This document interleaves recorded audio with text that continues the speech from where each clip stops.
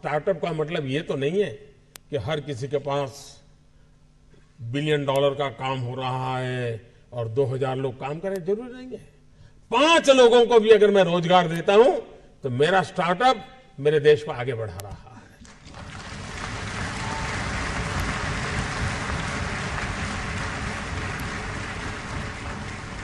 एक psychological change लाना है कि यूथ के दिमाग में जॉब सीकर की मानसिकता से उसको बाहर लाना है, वो जॉब क्रिएटर बने। और एक बार उसके दिमाग में आ गया कि मुझे 2 लोगों की जिंदगी को बद संभालना है, वो कर लेगा। हमारे देश में एजुकेशन इंफ्रास्ट्रक्चर पर बल दिया जाता है, टीचर के अपॉइंटमेंट पर बल दिया जाता है, वो काम हो भी रहा है। लेकिन समय की मांग है क्वालिटी एजुकेशन की। गरीब से गरीब, दूर सुदूर जंगलों में रहने वाला व्यक्ति हो, पहाड़ों में रहने वाला व्यक्ति हो, मैं ऐसे कैसे चीजों को खोज के निकालूं कि उसी क्वालिटी का एजुकेशन जो अमीर घराने के बच्चों को मिलता है, उस टेक्नोलॉजी के द्वारा गरीब से गरीब तक मैं कैसे पहुंचाऊं। और देश तब बदलेगा कि हम समाज के आखिरी इंसान को इस सुविधाओं से लाभान्वित करके उसकी जिंदगी बदलने का अवसर दे। हमें उसको फीड करने की जरूरत नहीं पड़ेगी। अगर उसको क्वालिटी एजुकेशन मिलता है तो वहां भी ऐसे स्पार्क वाले बच्चे होंगे जो उठ करके खड़े हो जाएंगे और दुनिया बदल देंगे। हेल्थ सेक्टर, आज हेल्थ सेक्टर ज्यादातर डॉक्टरों पर डिपेंडेंट कम है, टेक्नोलॉजी पर डिपेंडेंट है। डॉक्टर भी खुद टेक्नोलॉजी पर डिपेंडेंट है। मशीन तय करता है कि तुम्हें क्या तकलीफ है, फिर डॉक्टर कहता है ठीक है, मैं किताब देख कर ले लो। इसका मतलब हेल्थ सेक्टर में टेक्नोलॉजी इनोवेशन की संभावनाएं बढ़ती चली जा रही है। लेकिन भारत जैसे देश में ये अफोर्डेबल कैसे हो, ये हमारे सामने चुनौती है। सस्ते में सस्ता व्यवस्था का कैसे बने, इस पर हम सोचें, नएपन से सोचें। और इसलिए स्टार्टअप कहने के बाद कुछ लोगों की सोच होती है तो बड़ा हाई फाई होगा, लैपटॉप के बाहर दुनिया कुछ नहीं होगी, मोबाइल से जुड़े होंगे। ऐसा नहीं है। ये लोग हैं जिन्होंने कोई न कोई कमाल किए। यहां हर प्रकार के लोग हैं।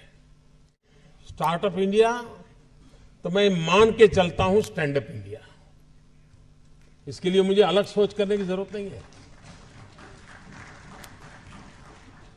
जिस देश के पास 800 मिलियन 35 से कम आयु के नौजवान हो, जिस देश के नौजवानों के पास टैलेंट हो, हाथ में हुनर हो, अपरंपार सपने हो और पूरी दुनिया में अवकाश ही अवकाश हो, क्या नहीं हो सकता है। आज मैं आईटी प्रोफेशनल से कहना चाहूंगा, विश्व के किसी भी दुनिया के देश के नेताओं से मैं मिलता हूं, दुनिया का कोई भी डेलीगेशन आता है, उनकी जो बातों होती है उसमें एक चिंता हर एक को सता रही है और वो है साइबर सिक्योरिटी। हर कोई परेशान है साइबर सिक्योरिटी को लेकर के। क्या भारत साइबर सिक्योरिटी प्रोवाइडर के रूप में अथॉरिटी बन सकता है?